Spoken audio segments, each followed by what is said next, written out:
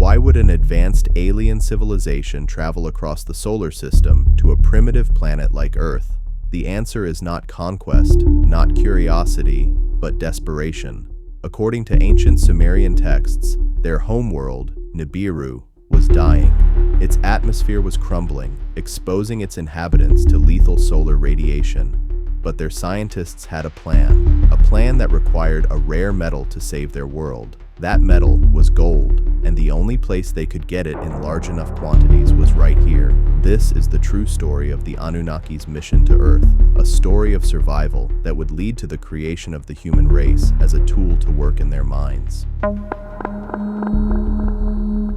Nibiru orbits the Sun in an elliptical, retrograde orbit every 3,600 years beyond Pluto, according to maps found in Anunnaki lands and reports from the IRAS and Naval Observatory. The Sumerians lived on a brown dwarf in Nibiru. Mount Graham's intense Catholic focus uses the Lucifer scope to watch for Nibiru's arrival. Nibiru has already arrived. Why would an advanced civilization on Nibiru send a team of scientists to Earth? Political struggles for power were ongoing, and environmental pressures attracted the attention of the ruling council of Nibiru. Brown dwarfs do not receive enough solar radiation to maintain a habitable surface temperature as the Earth does, given its optimal distance from the Sun. Nibiru's atmosphere was created artificially or by gases and steam released by its geothermal heat. A planet in its outer orbit is frequently exposed to shallow levels of direct solar radiation during the close perigee. The atmosphere receives the most significant radiation dose.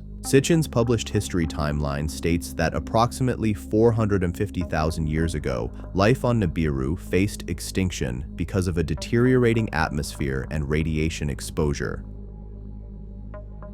The situation was dire during Nibiru's close perigee with the Sun. On Nibiru, Anu wrests control of the kingship from the unjust ruler Alalu, which led to his exile. Alalu escapes in a spacecraft and discovers gold on Earth in anticipation of his exile sentence. During Alalu's veiled attempt to save Nibiru's atmosphere, he uses his precious metal discovery as a peace offering. The ionized shield will shield the planet from solar radiation by dispersing ionized gold particles into the planet's degrading atmosphere. Enki, Anu's scientifically minded son, is dispatched to assess the chance of recovering Alalu's reported gold from Earth. Enki departed for Earth approximately 5,000 Earth years later, 455,000 years ago, noting that a Nibirian year equals 3,600 Earth years.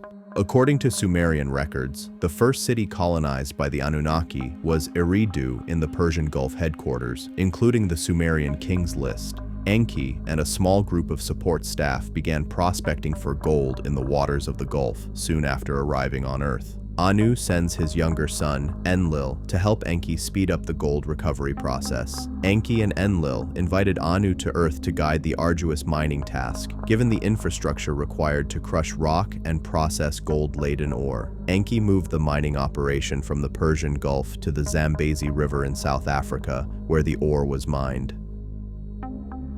Anu arrived on Earth approximately 450,000 to 360,000 years ago, and his son Enki informed him of the current status of gold mining on Earth. The brothers argued over which of them would take care of the mining operation in Africa and oversee the command headquarters in Mesopotamia, specifically Nippur.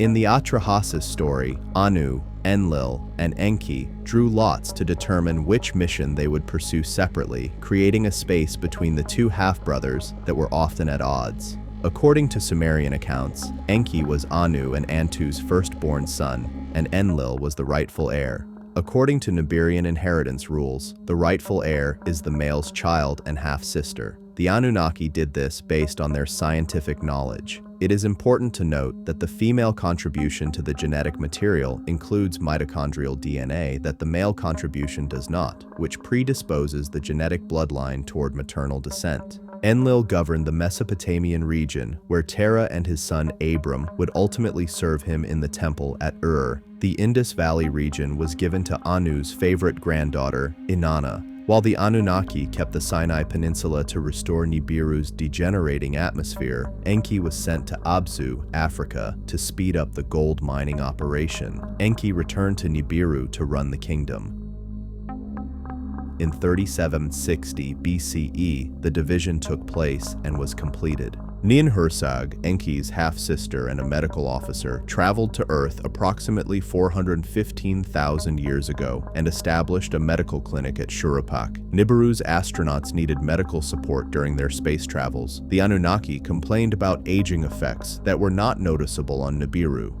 On Earth, they experienced faster circuits than Nibiru, which had a much slower circuit of 3,600 years. Sumeria became home to several cities, adding to the Eridu built by Enki upon his arrival. The mining operation and subsequent all processing were carried out of these cities, and the infrastructure needed to stay in touch with Nibiru. Ancient astronaut historical events are contextual to the account's background information. The Anunnaki Council of 12 met approximately 300,000 years ago in the southern African domain of Enki to discuss how to increase gold production rates. Several subservient workers were brought to Earth by the higher-ranking members of the Anunnaki Council, supposedly Enki himself. Even though they were called working-class agents, they were highly advanced compared to humans. Atrahasis refers to the miners as Igigi, but the Lost Book of Enoch calls them Watchers. Igigi were assigned labor-intensive tasks, including dredging rivers, digging and constructing aqueducts, building cities, and mining gold ore in southern Africa.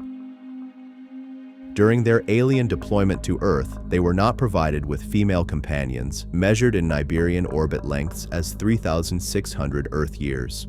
Ryan Moorhen translated the first tablet from the Atrahasis, the Old Babylonian version, Atrahasis Tablet number 1. When the gods did the work and bore the burden, the load was too heavy. The work is too challenging, the trouble too great. Igigi was made to carry a sevenfold workload by the mighty Anunnaki. Their father Anu was the king, their counselor, warrior Enlil, chamberlain Ninurta, the canal controller Ennugi. As soon as they gained Anunnaki lands, they, after casting lots, the gods decided. Anu ascended into the sky. Enlil also took the earth for his people. Enlil also took the bolt that bars the sea. Enki was assigned a too far-sighted task. After Anu ascended to the sky, the gods of the Yaspu had descended below the Anunnaki of the sky. The workload was put on Igigi.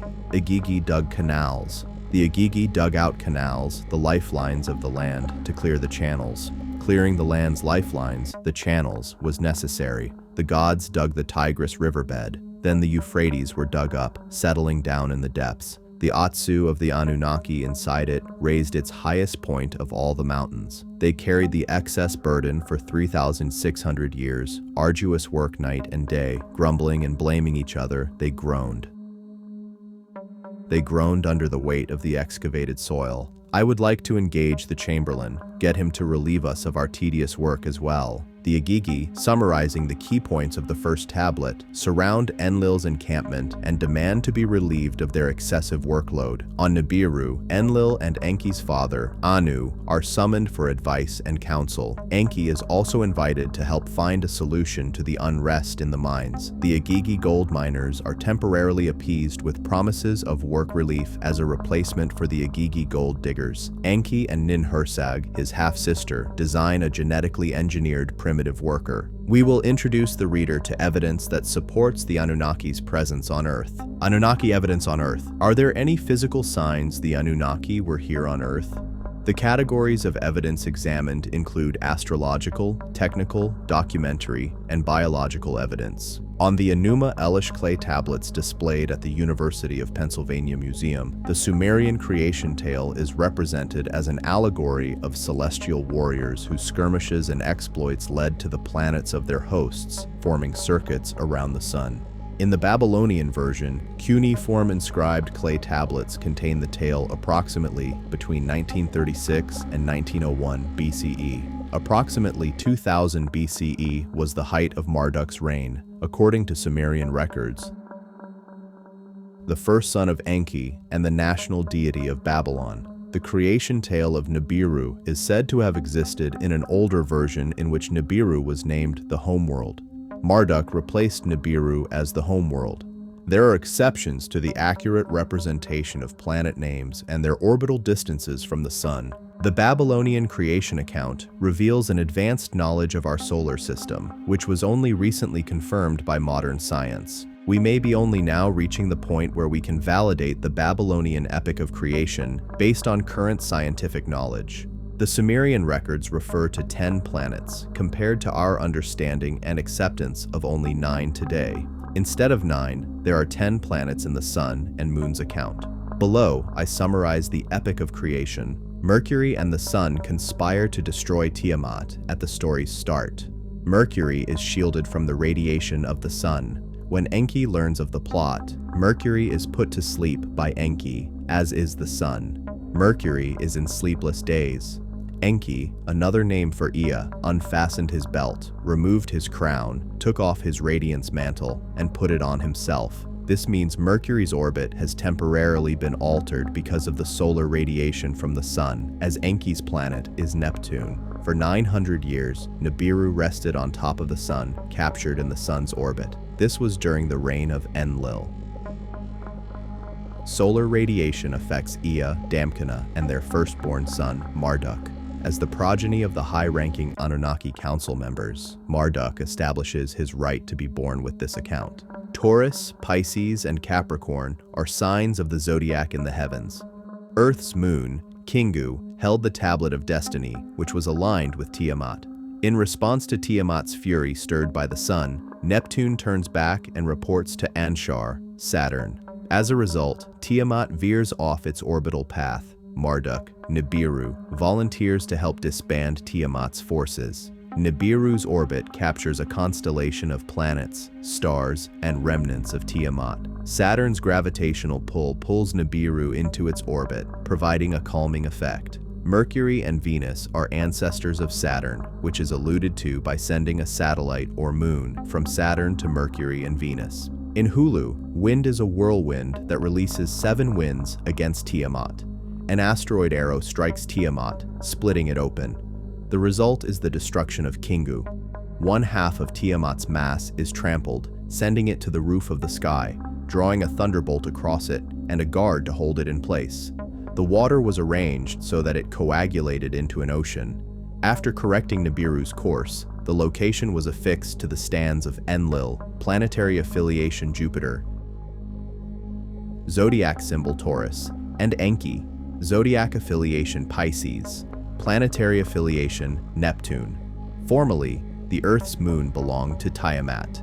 The reader should read the Enuma Elish in its original form to understand the detailed creation epic. According to this allegory, at the point of creation in our solar system, Tiamat, Uranus, had an established orbit between Mars and Jupiter. Earth had not yet been created. The origins of Nibiru have been the subject of various hypotheses regarding its capture in our solar system's orbit. As a result, the battle for the orbital position began. As Nibiru entered its orbit around the Sun, passing the outer planets introduced gravitational forces that tilted Uranus. Pluto was dislodged from its orbit around Saturn by these forces, promoting it to planethood before it was demoted. On its path to solar perigee, one of Nibiru's satellites strikes Tiamat, and on its following orbital path, Nibiru hits Tiamat directly. A large portion of Tiamat broke off to become the Earth, with the remnant debris becoming the asteroid belt currently positioned between Mars and Jupiter. When the Earth was in its present orbit, it congealed into a solid planet, capturing Nibiru's moon as its own. The Anunnaki creation account, read every spring in Babylon, seems to corroborate some modern scientific analysis of Earth's rifts in the Pacific and its colossal moon. It is an accidental panspermia instead of the one proposed. According to him, intelligent beings intentionally seeded planet Earth with alien life forms. The seeds of life could also have been transferred to Earth by an impact from Nibiru. Another planet in our solar system is the Anunnaki's home planet of Nibiru, whose apogee is beyond Pluto in a 3,600-year retrograde orbit around the Sun. Dr. Robert S. Harrington, the former chief of the U.S. Naval Observatory, discovered Pluto and its moon Charon in 1930 and 1978, respectively. IRS, an infrared astronomical satellite, was launched in 1983 in response to wobbles in the orbits of Uranus and Neptune. Scientists used the satellite to seek the planet suspected of causing the wobbles. Researchers concluded that an object 4 times the size of our planet had been detected by the IRAS. In 1992, Harrington and Van Flandern of the Naval Observatory published a newspaper article. They used all the information available. According to their observations, they believe a 10th planet has been discovered in our solar system. This planet is called an intruder planet. Dr. Harrington and Zecharia Sitchin, both familiar with Sitchin's writings about a 10th planet, met to correlate IRS's findings with the Enuma Elish, an ancient Babylonian creation epic. According to the IRS, other space probes like Pioneer 10 and Pioneer 11. Harrington agreed with Sitchin that Nibiru was every 3,600 years. A planet as immense as Nibiru would pass between Mars and Jupiter. Because of Nibiru's passage, pole shifts and reversals have occurred, causing changes in Earth's precession.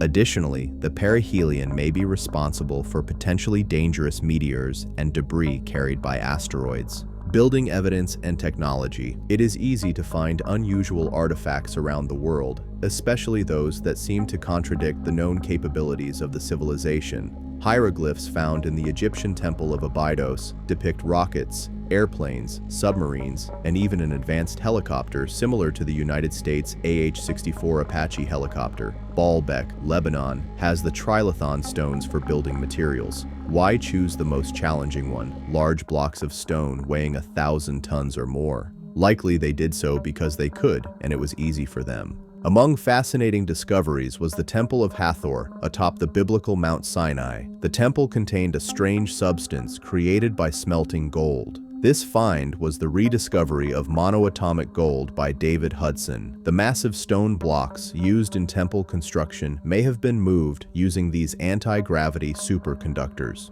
Furthermore, there is evidence that the Anunnaki of a chosen bloodline consumed the monoatomic gold as conical bread cakes depicted on Hathor's temple walls.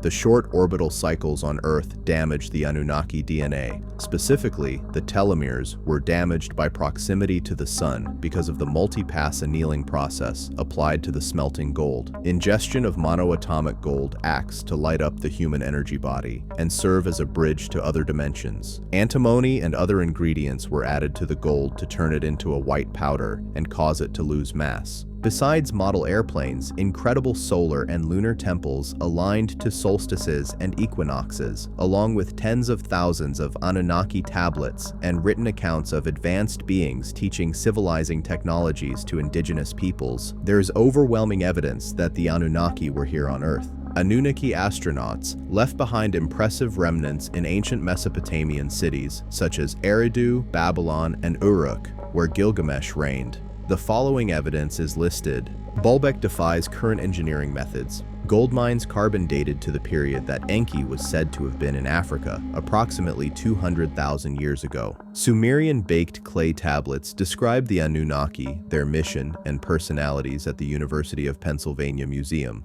Enuma Elish has a very sophisticated and technically accurate description of celestial collisions. It describes our current solar system's composition. The Romans knew about Pluto in this depiction, but it took NASA until the 1980s to identify it positively. What made them realize this? In 1973, the University of Chicago photographed the city of Eridu, with its baked bricks protruding from the sands of the Iraqi desert. The Sumerian kings list confirms the city and king. This is where Earth Station 1 is. In the early 1850s, we understood the reality of those living in the ancient Middle East. Archaeological digs in Mesopotamia have brought the sophistication of the Sumerians to the world's attention. Anunnaki records of marriage, birth, and legal contracts were mixed with evidence of Anunnaki history. Sumerian mythological entities were not invented but found in those records, proving that the Sumerians knew that the Anunnaki astronauts were not from Earth and were elevated to godhood in the various cities where they lived and built ziggurat temples. In the Sumerian civilization, the aliens were flesh and blood who interacted with the people and their underlying genetic creation. In Nineveh, Ashurbanipal's library was burned, preserving many clay tablets for antiquity. Sipar's Anunnaki spaceport recently found a sealed 9 by 6 foot room. Anunnaki's unbroken record of Earth's journey is detailed in nearly 400 chronologically ordered clay tablets within the sealed chamber. During his time, Zecharia Sitchin made Sumerian records of the Anunnaki public. The information has only recently become accepted. Tablets have now been digitized to increase speed and accuracy.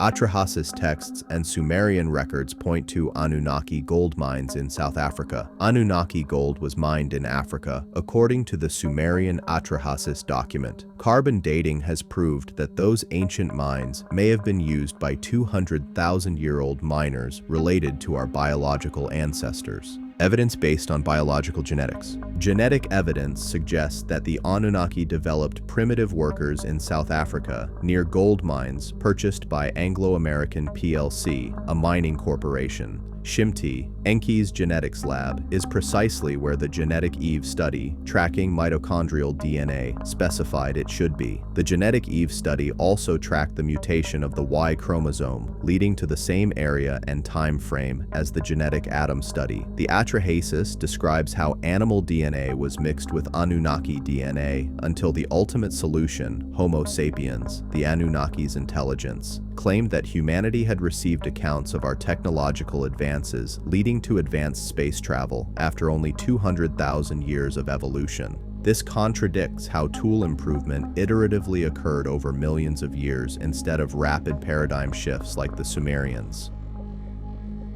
Enki, the scientist, the creator of man, almost 432,000 years ago. The Igigi colonized the earth with Enki. Later, the Igigi were accompanied by lower echelon workers dedicated to gold ore mining. With the mining operations in South Africa, the Anunnaki were in a difficult position. The mining operation was moved to Abzu, Africa, along the Zambezi River, after landing in the Persian Gulf, building Eridu, and failing to glean adequate quantities of gold from the ocean. After working in the mines for long periods under what seemed to be harsh conditions, the miners rebelled around Enlil's fortress and demanded relief. According to the account, the miners worked for 3,600 years, 1 shar, coincidentally equals 1 Nibiru solar year, before retiring. Atrahasis, tablet number 1. Enlil, let us go together. Anu, the counselor of gods, made his voice heard from the throne. Additionally, he spoke to the gods, his brothers, welcome, let us carry Enlil with us from his dwelling, the counselor of gods, the warrior, cry battle.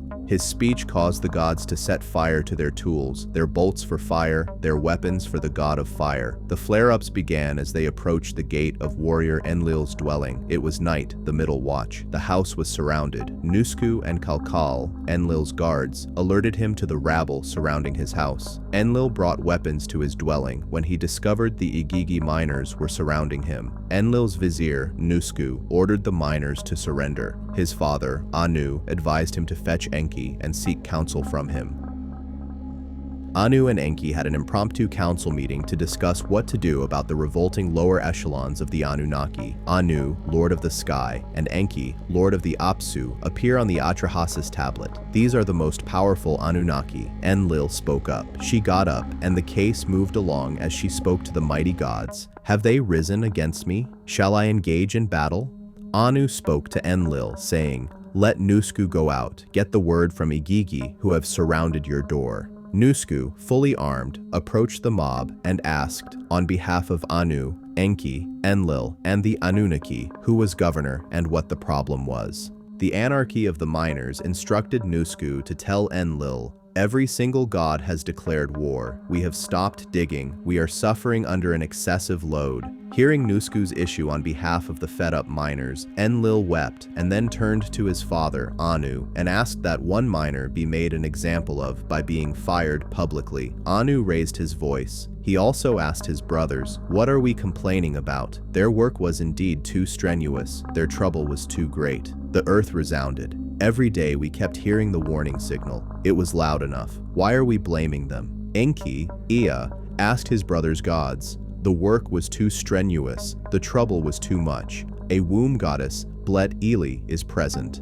Let her create primeval man. He must bear the yoke to bear the work of Enlil. Blet Eli, the womb goddess, is present. Let the womb goddess bear offspring, and let man bear the work of the gods. Nintu, aka Blet Eli, spoke to the most powerful gods and made her voice heard. Making him is not appropriate for me. Enki makes everything pure through his work. I will use the clay he gives me. Enki addressed the gods and made his voice heard. I will wash on the 1st, 7th, and 15th of each month.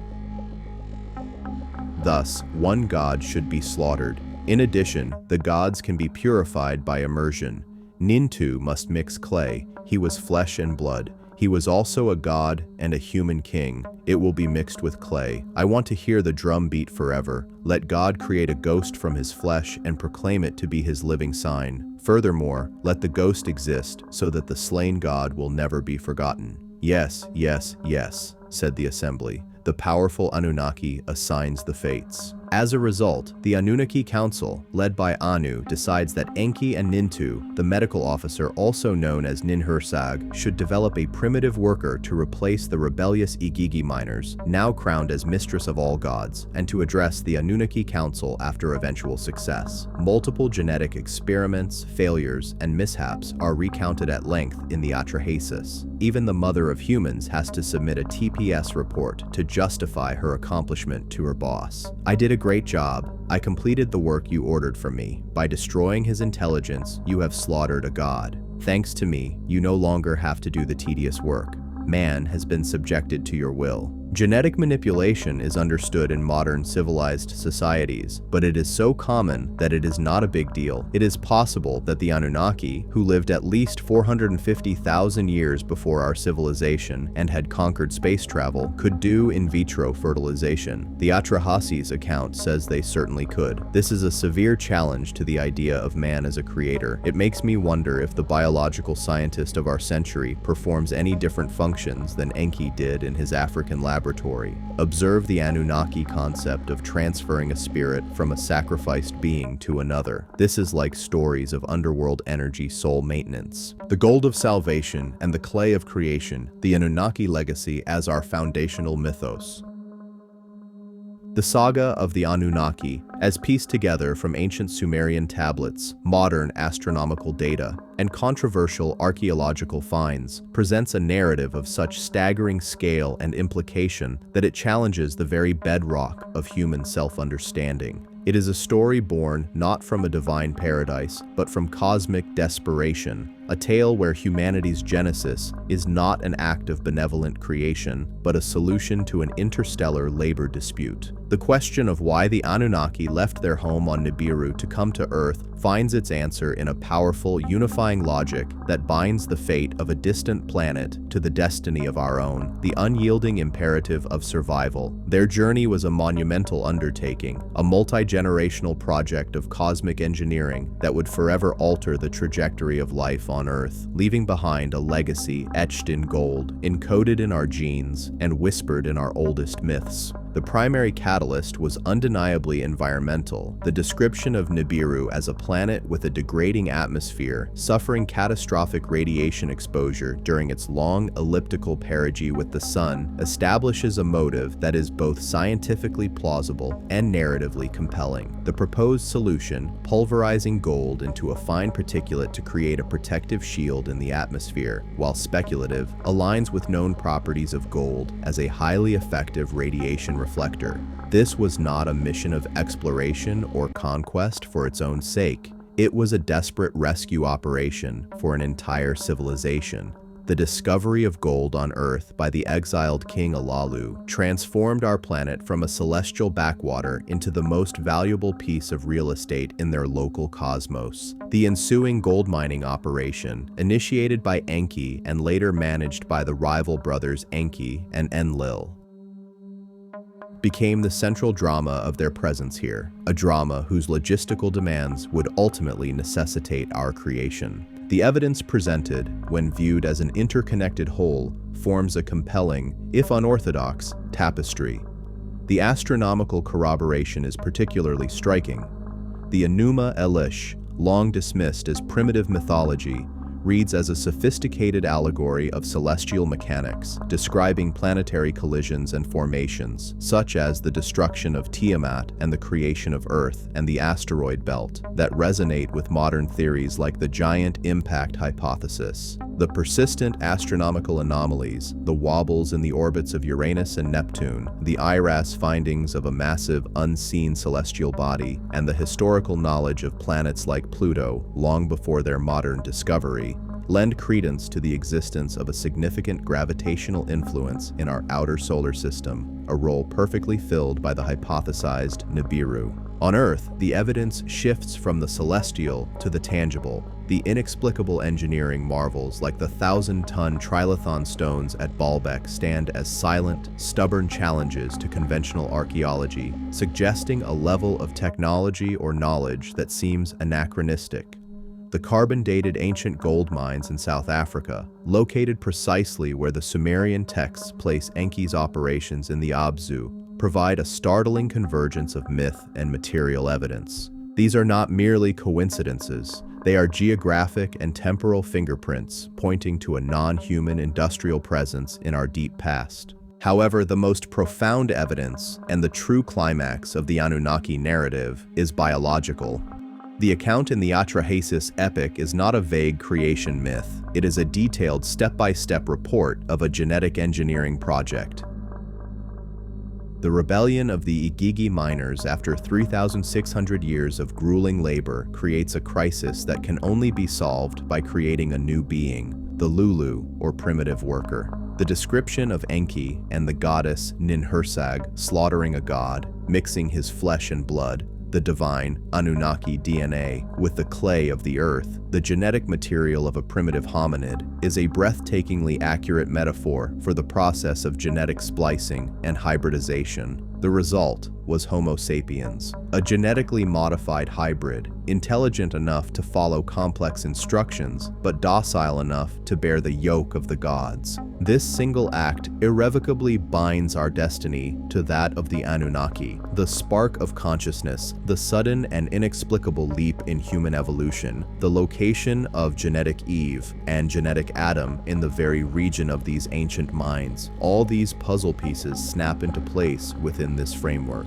We were not a slow, gradual product of evolution alone. We were a deliberate, accelerated creation designed for a purpose. This explains the missing link, not as a fossil yet to be found, but as a laboratory event, a quantum leap in cognitive capacity engineered by master geneticists.